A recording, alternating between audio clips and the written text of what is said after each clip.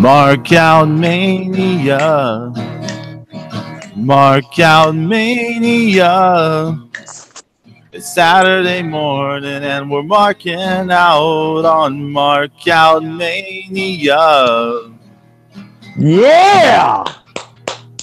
Hola, Welcome, everybody. What is up, people? Mark out Mania, marking out on a Saturday morning, baby. Oh, yeah. Hope everybody had a good 4th of July. Woo! Yeah, same here. Fireworks and soda pops. Woo! So how's everybody What's doing up, today? Pedro? I'm good. Y'all doing all right? We're doing buddy. good, Zeus. What's going on with you, buddy? You good? Oh yeah, man. I've survived another week. Yeah, exactly. Survived another week. I like the way you say that. That's going to be another new T-shirt in Zeus's collection. I survived another week. If we had a Taz story to go with it, it'd be like Taz let you Taz, survive another week. Yeah, Taz let me survive another week. Awesome. Hey, Survive if Papa Cueto lets me. Yeah, survive. Actually, speaking of Papa Cueto, Zeus. Papa Cueto. Zeus? Okay, so Papa Cueto, he's out there, he's just pimping, he's pimping out, Big Bad Steve. He's like, he's big, he's bad, he's Big Bad Steve. He's like, okay, he's like he works. And I tweeted it at Papa Cueto and I said, I thought he was your mechanic. And yeah. And so then he's like he says, let's just say he's the best mechanic near my temple. Why? Do you need something fixed? Like maybe your mouth? I'm sure Big Bad Steve has a wrench around here somewhere. Papa Cueto going heel on Zeus. Yeah, and then Steve Payne, Big Bad Steve says, "Yeah, I can fix that leaky mouth."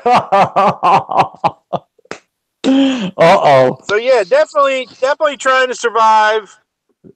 Zeus, stay out of the ice temple, buddy. Stay away from the ice temple. It's like being in the land of the lost. I'm serious, dude. It's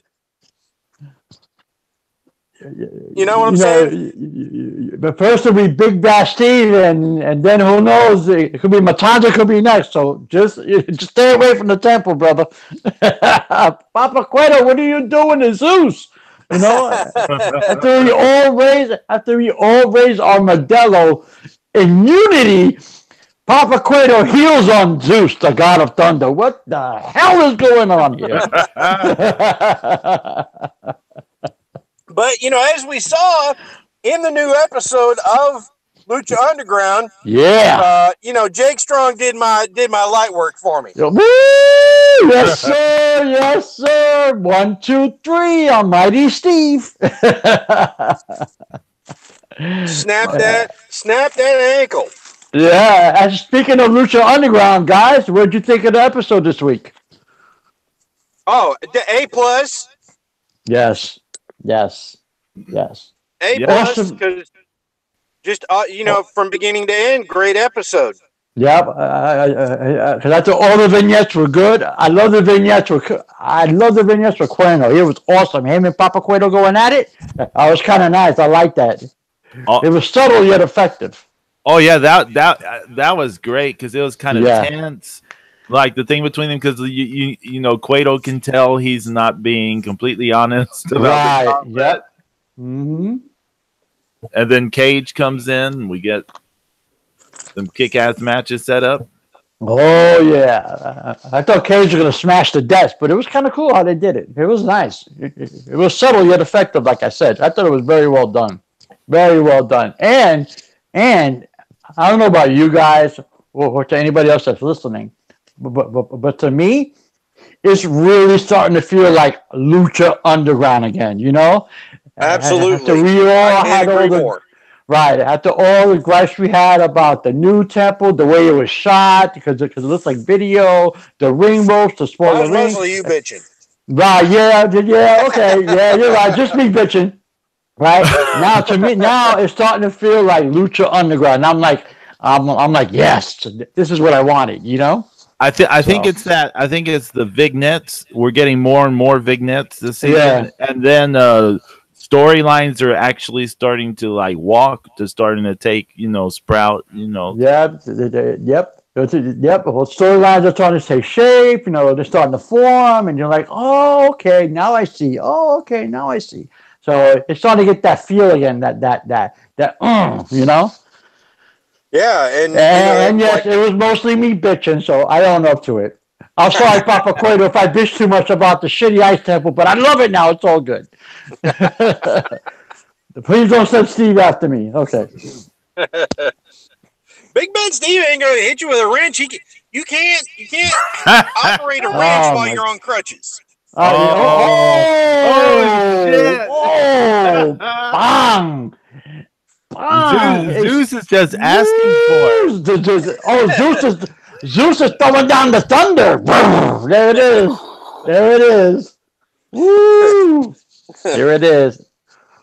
And what did he take? He took his Strong took his bandana, right? Yes, he did. Yes.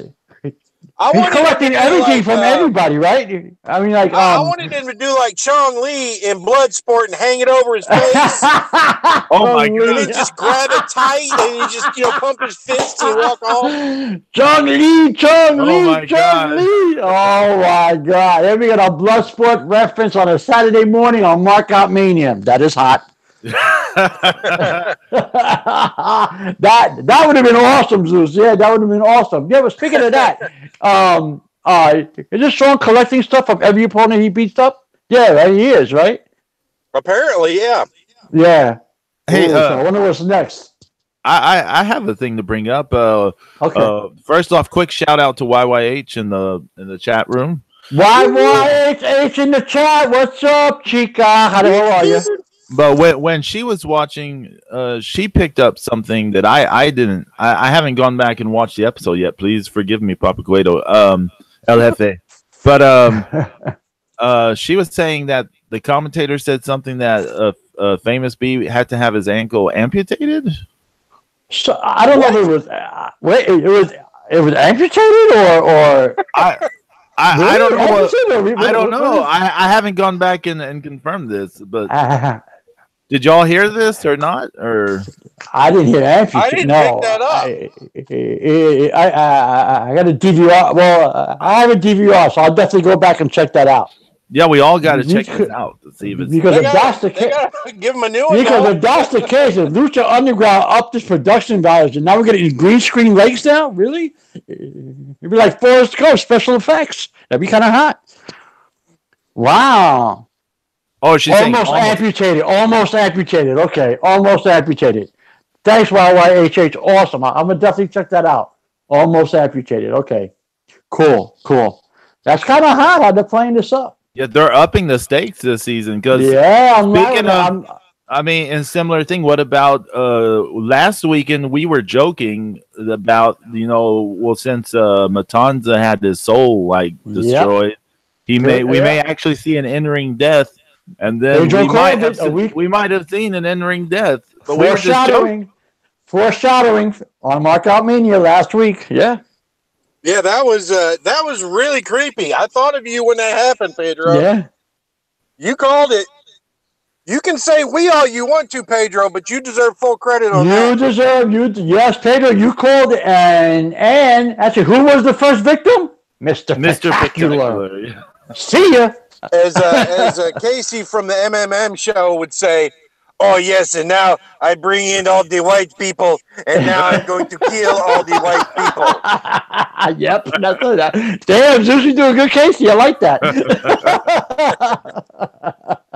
And while we're on that, yes, please, a quick shout out to the MMM show for 100 episodes. 100th episode. Congratulations, guys. Awesome. 100 episode for the MMM show. Great stuff, guys. Check that out. I mean, you talk about, all these guys, are temple believers, and they are, they are on the cusp of just pure greatness. It's amazing Yep. You know, that they don't. The only thing that bothers me is just that how low their following is. Sometimes it's like, you know, all the insiders. I don't understand that either, because it's an amazing show. It's a great show.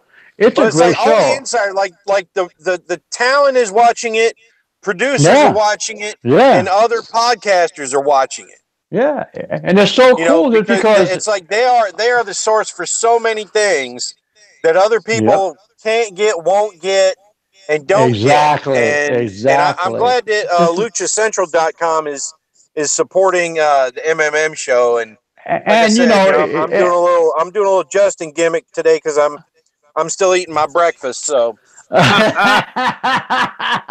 Hey, well, it's the way to do it these days.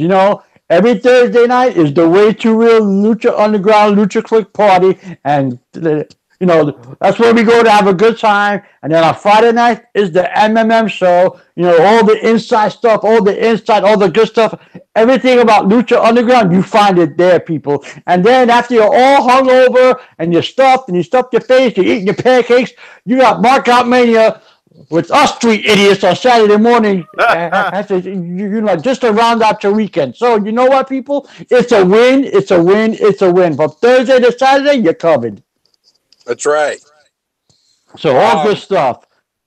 So let's talk about Cobra Moon and that Daga. That was the match of the night in my book. Yeah, versus Johnny Mundo and Taya. La Vera Roca. I have to say this. First and foremost, I have to say this. I've been dying to see Cobra Moon in the ring with Taya in any way, shape, or form. So this is a tease. Yeah, I mean, come on. So I'm hoping that this is a tease of what's to come. But I have to say also. Daga looks amazing. Daga looked amazing in that ring. He did. He was killing it. And everybody's selling for each other's moves. I love the way Cobra Moon and Taya got into it. I love the way Johnny and Cobra Moon got into it. It was awesome. I love the way Taya and Daga got into it. It was a win-win all the way around. A complete win-win. It was the best match of the night. You know what I loved? You know what I loved in that match was they had Mundo in a corner. Like I think Cobra Moon did a drop kick and he fell to a seated position, and then Daga came running from across the ring, and he jumps up and he gets all this hang time, partly because he pulls his legs to him. Yes, that was awesome. Yes, and he just kind of hangs, and then I tell you, it was a great match. I've been impressed with Daga more and more, man. He's awesome. He's awesome. That was like an exploding cannonball diving board, drop kick, man. It was something. Who the hell knows what? It was something. That's a good way to describe it, actually, like a cannonball drop kick. I never thought of that. Actually, hey, Papa Cueto, if you're listening, trademark that. Cannonball drop kick. Heard first on Markout Mania. Bang. Actually, let Daga trademark that one. Yeah, exactly. Don't get in touch with Daga. Cannonball drop kick. No Modelo for you. or give him. I still got 4 pallets. Yeah, I'm coming, Zeus. I'm coming. I'm not that far from you. I'm coming. But I thought it was an amazing match, And then, at the end, first of all, it was so great how the Worldwide Underground actually went over, because that's how it should be. It makes sense. It's such a break when it's so refreshing when you have a wrestling show that actually makes sense. Okay? Yeah. No sports entertainment Monday or crap Tuesday. No, this actually makes sense. It's booked the right way. And the way Vibra comes out at the end and just crushes everybody. Oh shit! It was a wrap. Vibra was awesome. Mm-hmm. I'm sorry, just go ahead. That's the thing, though. It's like where you have, when you had, PJ Black come in to help steal victory, but that wasn't the real win, Right, exactly. It's like they won that first little battle, but it's like you thought you won, but then here comes Vibra, and he's just destroying everybody. Yeah, but then Cobra Moon cuts the promo. Oh, sweet. And the way they twisted everybody, PJ and Ty all up together and standing on them and pulling their hair and stuff. I was like, man, that is snake-like right there. Isn't it refreshing to watch a wrestling show that makes sense for once? It is every week, and that's why I don't watch that other crap. I can't. I watch NXT, but after that, I can't watch Monday Sports Entertainment Mondays anymore. It's blah. It just makes me puke. It's horrible. It's garbage. Yeah, and it needs to be said, Luchasaurus Vibra, he has improved. Like he was moving around that ring pretty good to me. I mean, he was fine. Around. He was fine the other season too. But like this season, like what we saw him do at the end of that match, it was like, whoa! Like he improved a ton. Like they're giving him more and more to do, so that's good. As they should. Everybody made a big deal about LU losing this person, LU, can't get this person back, visa problems, this, that, and the third. But you have talent there already. And now they're starting to use them. Now they're starting to use people like Steve Payne, and they're using people like Vibra. I'm sorry, Steve. How's that ankle? My bad. So, and, but they're actually starting to use the talent that they have all the right way. Other companies actually should be able to take a look at LU and say, oh, here's how you use a wrestler. Bang. And I don't know. It's just working right now. LU's clicking to me on all cylinders right now. It's finally clicking. It's good. What do you think of the main event?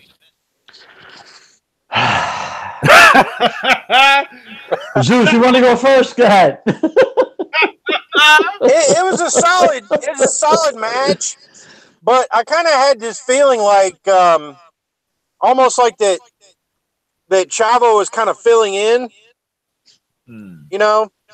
Like it was a spot like Chavo's character didn't have a lot of stake in this, Right. It was more about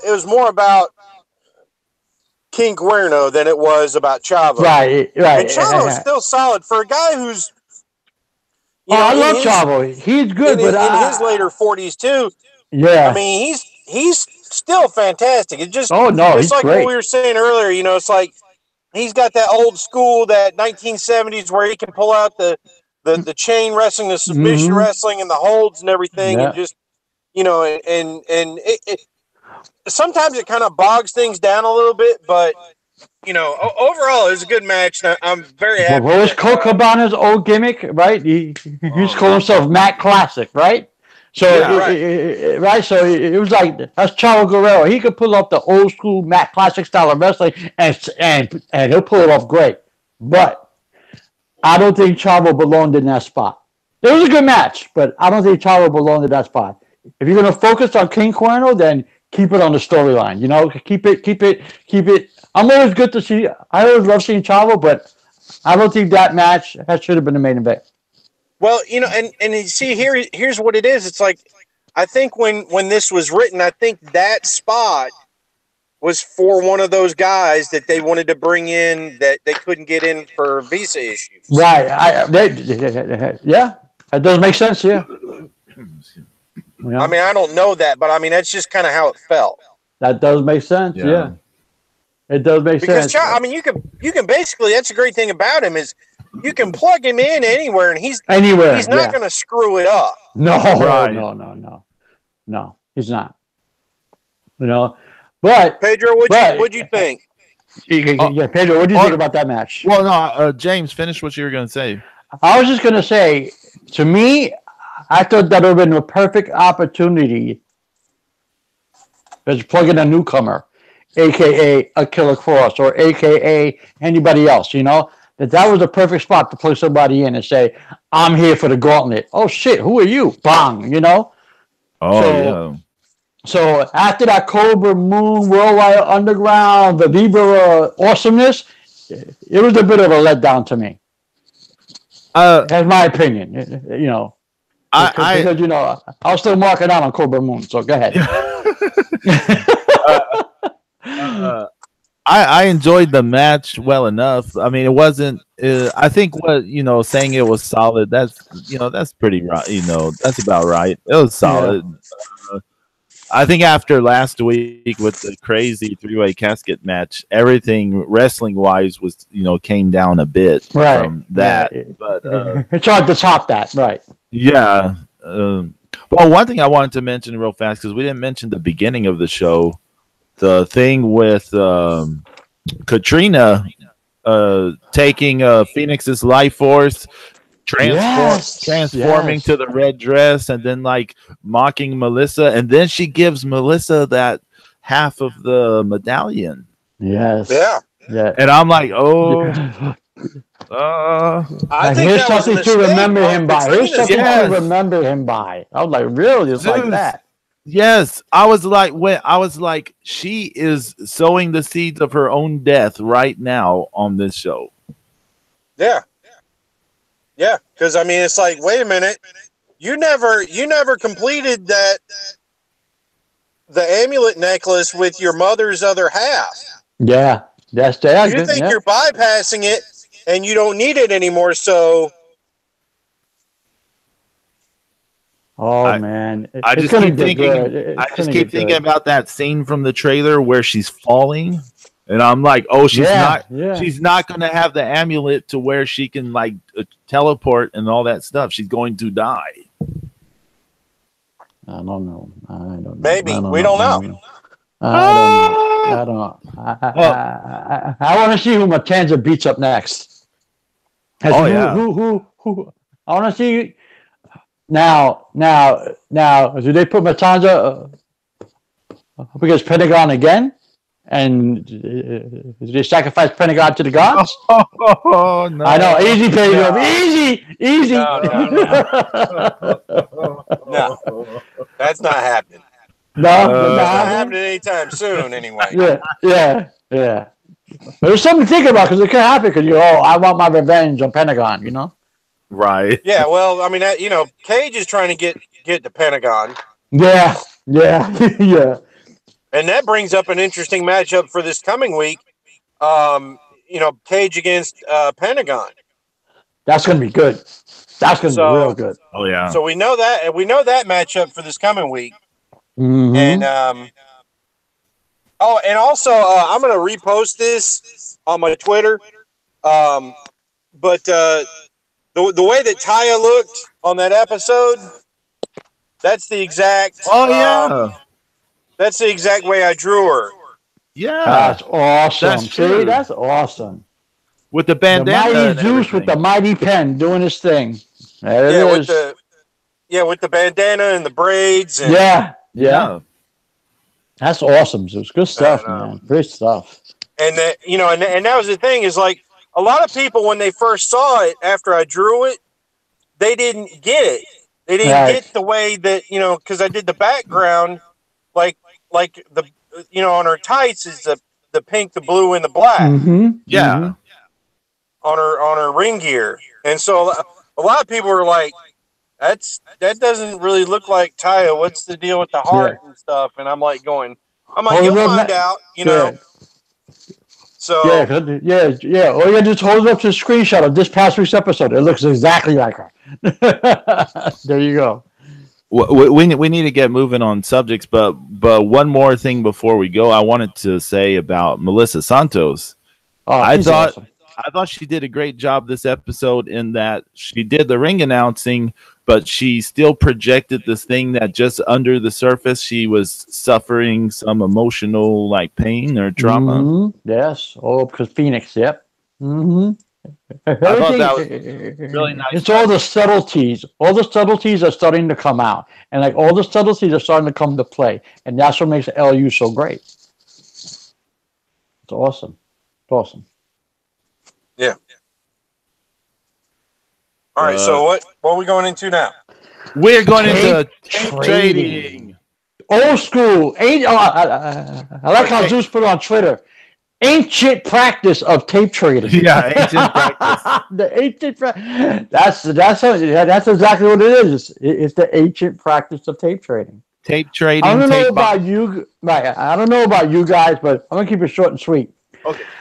As Zeus and I actually had long discussions about Dark Horse comic books and like Aliens versus Predator comic books and stuff like that.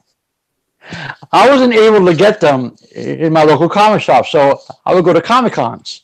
Now I would get all my comics and all that stuff, and then I would stumble upon this guy who had all these wrestling tapes and Japanese anime. I got my Go-Go 13. I got my Akira. I was into my Ninja Scroll. All that stuff I got from him. Like all the original kaiju movies, I got from him. And then he had episodes of all these wrestling shows I never heard of. Mid-South Wrestling. You have Smoky Mountain Wrestling, here's World Class, here's this, here's that. I was like, oh my God. So he told me, if you got tapes in, or you do bring it to me, I'll give you some stuff and we'll exchange it. And then, I got stuff for sale. And then I found out about AAA, CMLL, All Japan, New Japan, IWA King of Deathmatch. It's like it still blows me away. And I discovered that all through the ancient practice of tape trading. Hence, when I got to the ECW shows, after years later, is when I got into the raw fight, all the RF video stuff, and I would tape trade at the shows, or the fan cam, or the ECW TV episodes. I got an entire closet in my house right now, where it's filled with nothing but VHS, all wrestling. And I was separated by ECW, AWA, CWA, Mid-South, World Class, etc., etc., etc. Wow. All of that came from tape trading. I miss it in a way, but but now you got the WWE Network, and it makes half that shit obsolete. But YouTube and Daily Motion. Right, exactly. But it was a labor of love, so I would never get rid of my tapes. Because of all the people I met, and because of all the stories behind the people that I met. Oh, I taped this at 3 o'clock in the morning when I argued with my girlfriend, but I still brought it to the show. Well, gee, thanks, I appreciate it. And here's my tape, and we taped this, we trade that, and that's how I built my collection. So, I mean, I love tape trading, and from there I found comic books, I found all Japanese anime, I found everything, and I just sucked it in. I just absorbed it all in, all from tape trading. Well, like, here's something really funny. If you think about it, okay, it's we're in the year 2018. Okay, if you went and you bought a wrestling magazine, and which people just don't really buy wrestling magazines at all much anymore. Right. But if you went and you found an ad for tape trade for or sell. And a guy sends you a bunch of photocopies of typed up lists of matches on tapes, and you just blindly go, "Yeah, I totally believe in you, and I'm going to send you $100." And it's like in 2018, I don't think you could do this. You couldn't do this anymore. Nobody would trust anybody. I mean, it'd be so many scams. It's like nobody be held accountable and. It's like please send a soap address envelope. Say, hey man, this dude advertised in the back of your magazine. It's like, well, hell, I don't know who he is. It's amazing that it worked in the 90s the way it did. Yeah. And what was like some of your the tapes that you remember getting stuff with? I know you had a lot of Japanese stuff, right, Pedro? Well, yeah, but I want to say to what you were saying, Zeus, when you're talking about they would print out things. Do you remember? I think his name was like Mike Lorfis or Mike Lorfice or something like that. He would you would get on his mailing list, and every month or other month, you'd get this envelope. It was so thick. And you open it, it's a staple thing with all the tapes he has, like the new tapes he has ready. And I would get that from our video, yeah. Mm-hmm. Yeah,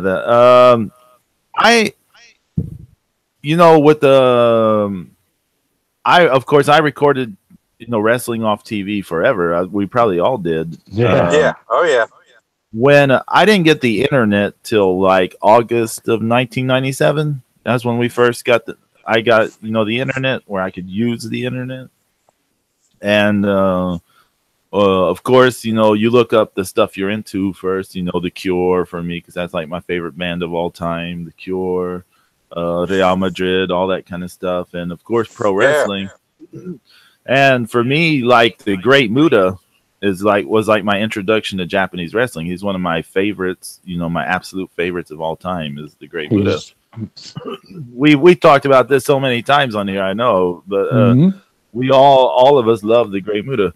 But when I was looking into Japanese wrestling, that's the guy I looked up first. It's like, well, what is there about the Great Muta?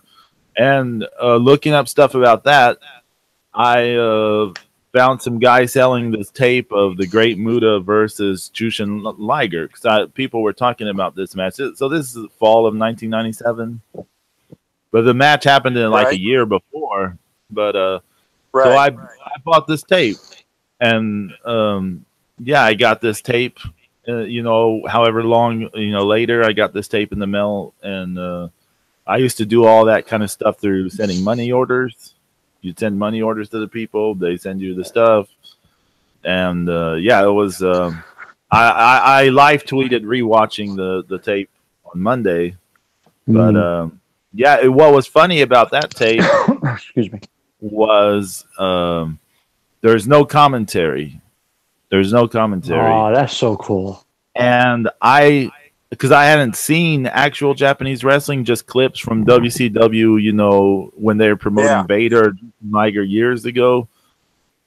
So I hadn't actually seen Japanese wrestling. So for a moment, I was like, oh, they don't do commentary in Japanese wrestling.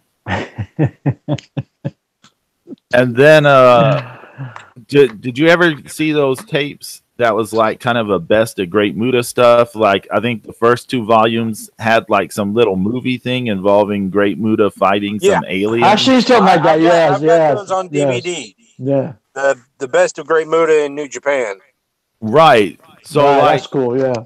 I those were like the next tapes. I got like the first 3 volumes. I never got the 4th volume actually, but I got the first 3 volumes, and I watched that stuff. And and then of course there was commentary, and it was like, oh, like they actually have commentary. And then I got to see stuff like the matches with Hiroshi Hase, including the Muta Scale match and all that stuff.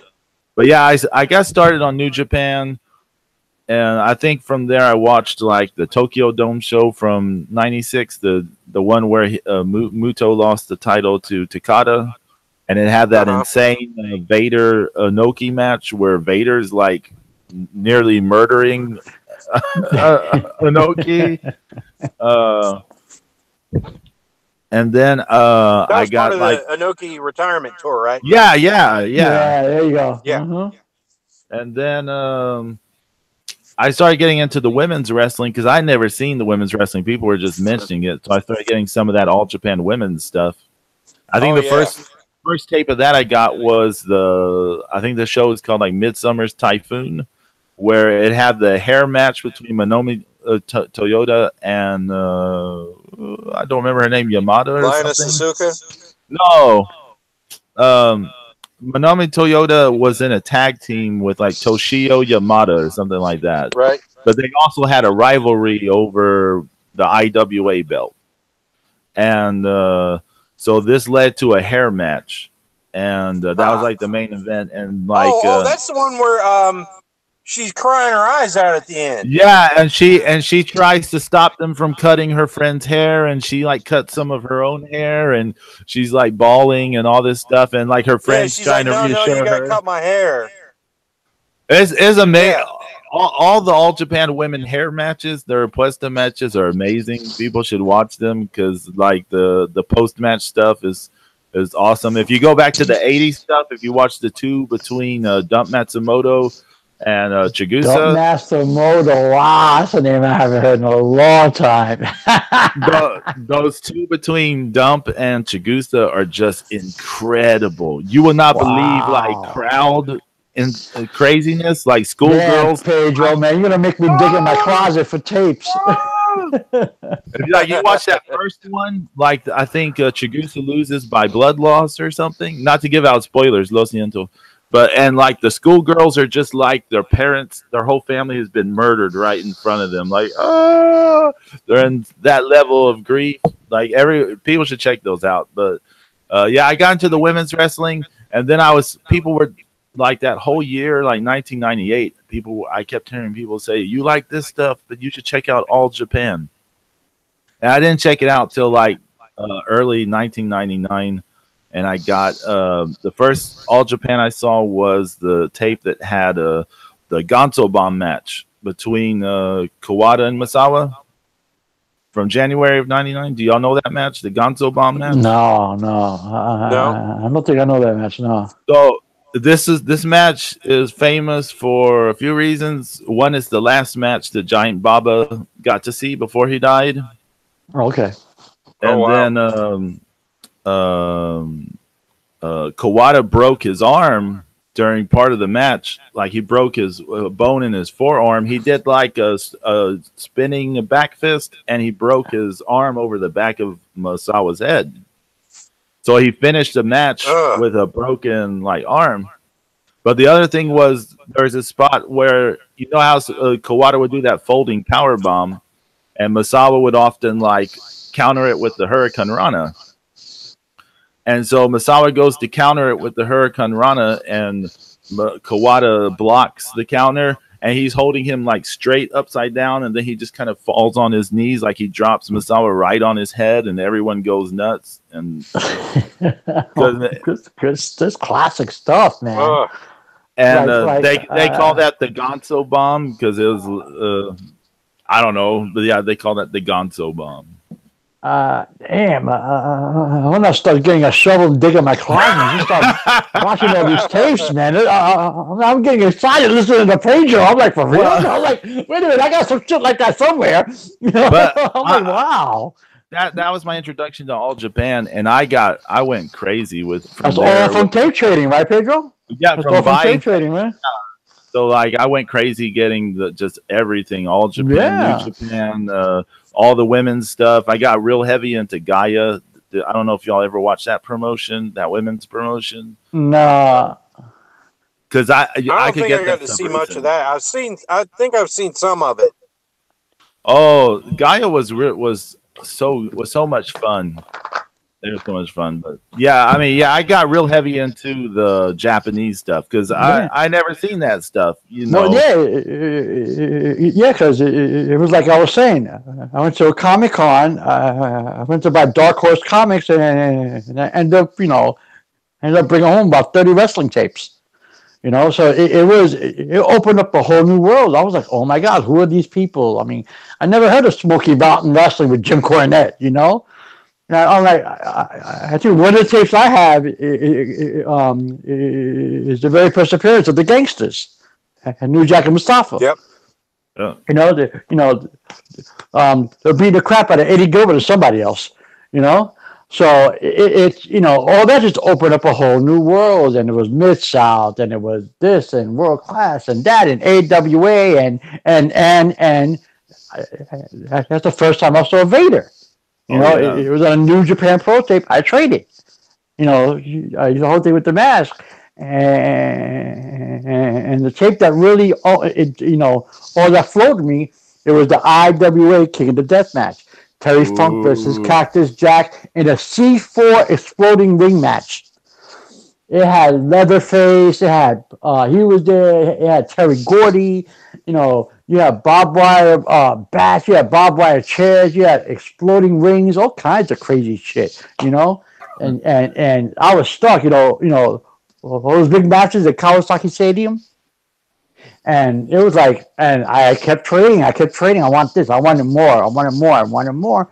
And then I got to the ECW shows and RF Video and all the fan cams, and I was trading with them.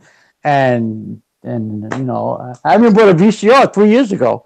I bought a new I finally found a piece of shit Sanyo VCR for $50. Works perfectly. I had that thing protected in bubble wrap. I want nothing happening to it, because I want all my tapes, to be saved. So it's all great stuff. Zeus, I know you had a shitload of tapes, so go ahead. I know you got like 1 million of them. I had just boxes of them, and like all my stuff just about came from this one guy out of New York named Clinton Freeman. Okay. Oh. And like I said, it was in the back of one of the George Napolitano magazines where I found it. Because, it was like trading, and I was like, well, hey, I'll see if I got anything that, that he can use. Well, right. I ended up talking to him on the phone. I didn't have anything that he didn't already have. Right. And like on top of, being, up on, being able to record all this stuff off a satellite, from Mexico and Japan and everywhere, he was a huge Ric Flair mark. So he loved Flair. So anything that I already had that had Flair on it, even some of these, like what I thought were obscure commercial tapes, he'd had already. Right. So I was like, well, shit. I was like, well, the list, I got to have stuff. So I sent him money orders and yeah, I did the same thing. I sent the money order in a self-addressed envelope, stamped envelope. Yeah, I remember that. Yeah, and I mean, he's just like, the more you buy, the more the better deal he would give you. Yeah, of course, yeah. And I was just talking with one of my other Twitter buddies, Dan, and we both ordered stuff from the same guy. Nice. And sometimes he would send extra stuff. Like I have Xerox copies of like Japanese magazines with like Jushin Liger with his original costume. Whoa. That stuff you can't find anymore, man. Yeah, and stuff with like some of the designs from the manga and some other different, oddball things. Sometimes he just throws some stuff in there, and it's just really cool. And I started buying from him in the early 90s, probably 92, 93, something like that. Yeah. And so I got caught up on a lot of New Japan stuff because Great Muta left WCW in 1990. Right. And the only stuff that we got to see, was the New Japan Super shows. Mm-hmm. So I was like, man, I gotta see more Muta. And of course, another thing is like the only way, because pre-internet, the only way you knew what was going on in Japan and Mexico was through the wrestling magazines, where they would put the little results in the back, or sometimes they would do. Let me ask you both a quick question. Because I want both of your inputs on this. Do you think with the WWE Network and with YouTube these days and everything almost easily accessible, do you think tape trading is missed? Yeah. Does it take away from everything? Does it take away from everything because everything else is at our fingertips? Yeah, everything's so easy now in a lot of ways. It's not. It's it's just one of those other things. Get off my lawn. It's like these kids, they don't know. These kids, they don't know what we had to go through to follow Japanese wrestling. Now they can just pay $10 a month, and they get the the New Japan Global, and it's like, oh yeah, it's like, I'm hardcore. Shut up, shut up. I'm trying to figure out. It's like it's 1986, and I'm trying to figure out why Tatsumi Fujinami is teaming with Riki Choshu on one night and fighting against him in the other, but they'll team with these 3 or 4 guys all the time, and they'll go against Inoki and Osamu Kido and some of these other older motherfuckers, and I don't know why they don't like each other. Oh my God! And I don't know why some of these guys get along, and then why they fight each other. So I don't get it. You know, but no, everybody everybody reads manga backwards now, and they, everybody speaks like 100 words. I got the WWE network. I'm hardcore. Kiss my ass. We had nothing to go on. We just had to fucking dream about why. Why is there Muto Keiji in this match, and it's like and then to make matters worse, when the American magazines would say it was Hiroshi Hase and the Great Muta were the tag team champions, when that's not the way it was. It was Hiroshi Hase and Keiji Muto were the tag team champions. Yeah, exactly. Yeah, you're right. Because he wasn't teaming with the Great Muta because he's a separate fucking dude. Right. Yeah, you're right. It was painful back then. Yeah, it's like, man, I'm trying to figure. I actually have. I used to work in a convenience store when I was in college, and I would draw on paper bags. And oh my God! And I drew Muta and Hase on a brown paper bag, and then then I realized later on, I was like, oh, that should have been it's wrong. Right, that's wrong. Now I'm wearing face paint. He's Oh, and I gotta tell you, man, that's where I first found out about FMW. It was all through tape training. FMW, Frontier Martial Wrestling, Arts Wrestling, and I remember going to ECW shows and people were like, oh, this is the first time this person's been here. What was his name? Tanaka, Masato Tanaka. Yeah, him and damn, how memory's gone. Yeah, and this is the first time these two are clashing. I was like, what world have you been living in? They've been fighting at FMW for the past 5 years. No, they haven't. This is the first time I've seen them on TV. Oh, bullshit. And these people don't know it, that before the internet, there was wrestling. I was like, hello. It's crazy. It's crazy. Yeah, Zeus, I tell your frustration. Trust me. I had some FMW with Funaki against Roberto. Yes, Funaki was brutal in FMW. He was brutal. Yeah. Oh, Roberto Duran, the boxer, man, he tapped out to a headlock. Mr. No Mas. Yeah, these people have no clue, Zeus. They have no clue. So that's why I asked. Do you think it takes away from the tape trading now? Because everybody's a push button away from everything. I just want to interject real fast. I think part of the thing we're trying to get at here is when you got a tape, or even say now a DVD or a Blu-ray, you have like an actual object. Right. It's a physical copy. Right. Yeah, you have like a physical copy, whereas if you just watch things off streaming or whatever, maybe, it's not as precious to you because you didn't work for the money to then get the thing. Right. You just pressed the button and you watched it, right? Yeah.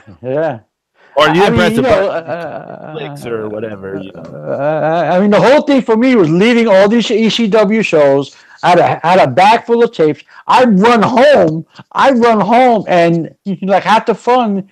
It was the anticipation of actually putting the tape into the VCR and hoping the VCR was working. That was all part of the fun, It was all part of the anticipation. Is this tape getting eaten up?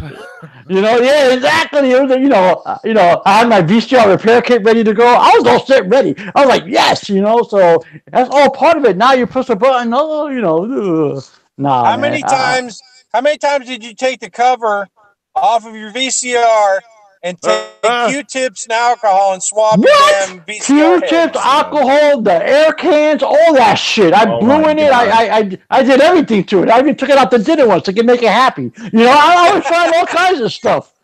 Obviously, I would talk nice to it. Please work, baby. Please work. All kinds of stuff. So that's why right now I got a Sanyo VCR. I got that bitch wrapped in bubble wrap, so nothing happens to it.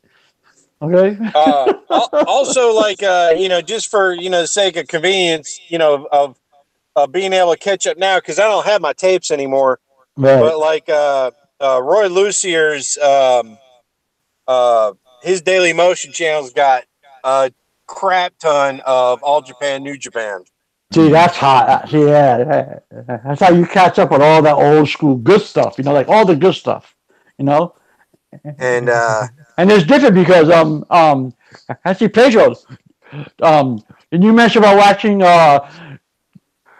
you was watching Mega Max on Access TV and it was totally different? Oh well, I had let me see how I can word this. I got the recent 2 out of 3 falls match between Kenny Omega and Kazuchi Okada. Yeah, I butchered that first name. Yeah, Okada. Oops, Okada. There you go. Yeah, there are 2 out of 3 falls match recently. Right. So I've seen the English commentary version of the New Japan World version. Right. But not off New Japan World. I'm not going to say where I saw it. Some means through some means I saw the New Japan World version, and so when I seen that version, I enjoyed it a lot. But when I saw it, when I was watching it on Access last night with the Jim Ross, Josh Barnett commentary, and with the commercial breaks, it was just like. That's another thing. That doesn't happen with tape trading. There was nothing edited. Right. There was nothing edited. As it happened is what you saw. And you got the kick-ass Japanese commentary. Yes, exactly. As you saw it, as it happened is everything that you saw. Now on WWE Network or on YouTube, it's just edited, this, that, and the third's cut out, or no. I love Japanese commercials. Oh yes, dude. Here's a short list of the best commercials I ever saw. This is killing me. All right, Bruce Willis doing a Subaru commercial in 1993. Nice. Okay, so it's Subaru. He's driving the car, it's a car driving. Car stops. And then he gets out of it, and he looks at the camera and he says, I tried the Subaru. That's all he says. And then it says Subaru Impreza. I'm like, he didn't even say he drove it. He didn't say he liked it. He just said he tried it. And then there's a James Brown Misopa commercial.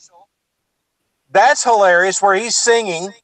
Oh, and then there's another one, like instant cup of soup commercial with this little Japanese girl and Arnold Schwarzenegger, and they're dressed up like a barbershop quartet with the straw hats. Oh my god! And they're singing Japanese into a microphone.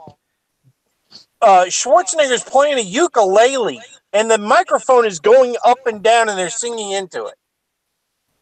How much money these people had to pay for these commercials because they were brutal, man. I mean, and you talk about such a different culture and everything because nobody you couldn't get movie stars like that to do commercials in the States back then. No. That was another great thing about tape trading is just seeing all these cool commercials. Yeah, everything was original as it aired, as it aired. There was nothing edited. There was nothing, it was all the original commentary. It was the original TV station. It was the original this as it aired, and that's exactly what I missed. It's fun stuff, man. Did you get commercials in your tapes, Pedro? Oh yes, some of them, because like some tapes would be like stuff from TV, and then some tapes were just the commercial tapes because most of the companies used to release a commercial tape of the big shows. So yeah, I got like a mix of all that. Yeah, I'm the same way. Yeah, I got a mix. Yeah. I mean, there's some just hilarious stuff, and then like the worst part would be sometimes like where he, because I mean that guy was so busy. It's like it's like he was doing whatever, and then it's like he'd stop recording like 15 minutes into the next program after whatever was on wrestling. Yep, I got stuff like that too. You I get got the a lot of stuff you like get the that. first 10 minutes of Dragon Ball. It's like, and then it cuts off. It's like, oh Jesus! Now I'm never gonna know what happens. One of my old Japan tapes actually has a it's like the first 2 minutes and then it just cuts off. But those crazy Japanese game shows. Oh yeah.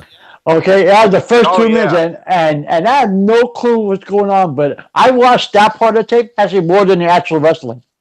I would watch it like the 10 because only like the first 2 minutes and the people going crazy and all of a sudden it just cuts off. I'm like, oh, come on, man. I got to find that. But that's old, but it's all great stuff. It's all classic stuff, I don't that's know. Lost today. It's all lost in the push button era, Well, I mean, but you can. I'm not going to decry the YouTube era completely because we have access. Oh no, please no. I mean, I've gotten to see like wrestling from the 1950s from France. Yeah. I had no idea even existed, and it's like and you're like they were doing insane stuff in the catch wrestling over there, like in the 50s.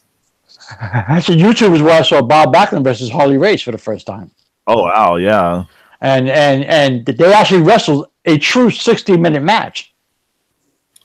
So I sat there for an hour and watched Bob Backlund versus Harley Race. Each had their own belts on.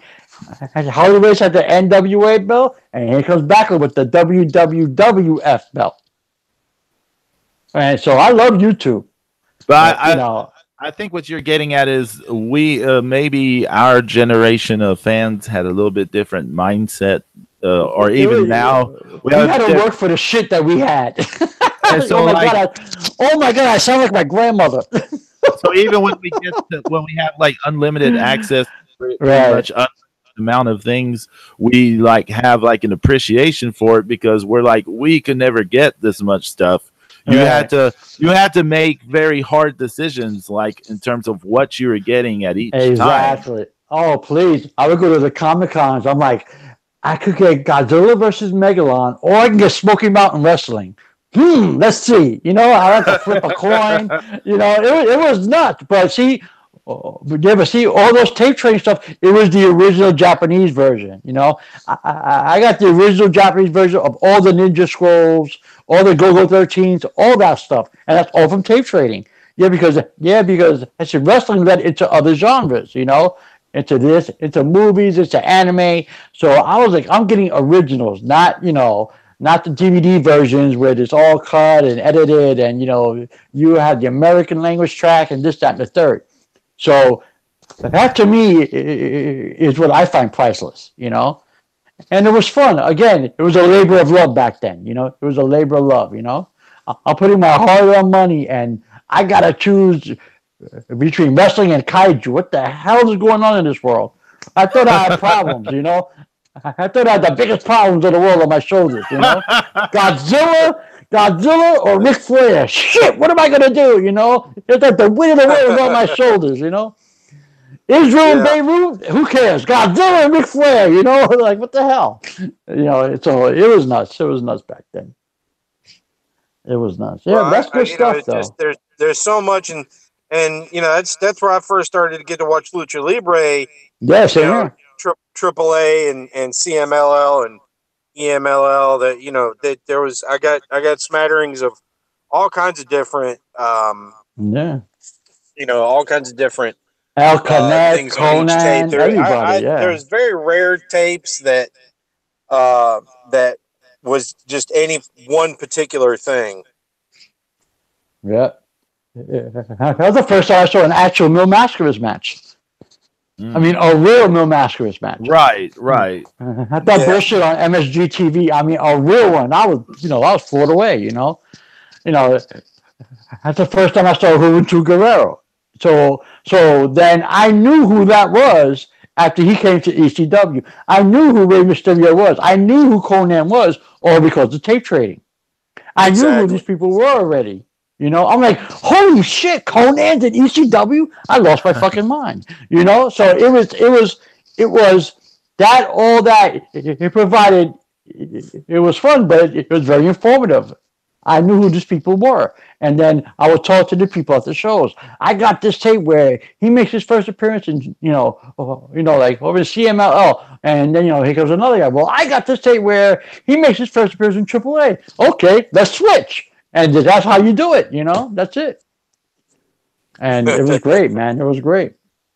Again, I told you, like I said, you're not. I got a closet full of tapes. Checks or money orders, dude. In 2018 to some stranger that they never met. Right? Yeah. For a VHS tape. People are gonna listen to this and be like, people are gonna listen to this and be like, they're gonna think we're like the dumbest people. No, I tell you exactly what's gonna happen. Everybody's gonna listen to us and say, first of all, how old are these idiots? Number one, and two, what the hell is a VHS tape? Yeah. Yeah, seriously. A VCR? What's that? A VCR? Why are you talking to it? But it's all good, man. It's all good. Hey, a quick callback to that IWA King of the Death match. I got all of them, Pedro. I love them. The one you were talking about, do you remember when this was almost like a rite of passage for wrestling fans? Yeah. Especially after the WWF had that whole video package showing clips from it. Like everyone, if you were a quote unquote real wrestling fan, like online, people were like, did you see it?